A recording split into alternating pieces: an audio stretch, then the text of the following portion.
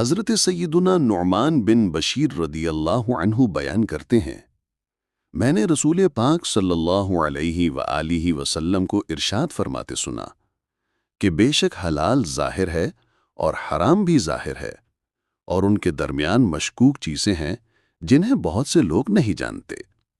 تو جو ان مشکوک چیزوں سے بچا اس نے اپنا دین اور اپنی عزت محفوظ کر لی، اور جو ان مشکوک چیزوں میں پڑا وہ حرام میں پڑ گیا۔ جیسے وہ چرواہا جو ممنوعہ چراگاہ کے قریب بکریاں چراتا ہو، تو قریب ہے کہ وہ جانور اس چراگاہ میں بھی چرنے لگیں۔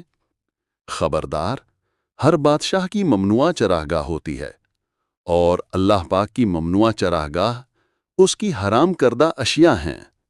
خبردار، جسم میں گوشت کا ایک ٹکڑا ہے، جب وہ ٹھیک ہو جائے تو سارا جسم ٹھیک ہو جاتا ہے، اور اگر وہ خراب ہو جائے تو سارا جسم خراب ہو جاتا ہے۔ سنو، وہ ٹکڑا دل ہے۔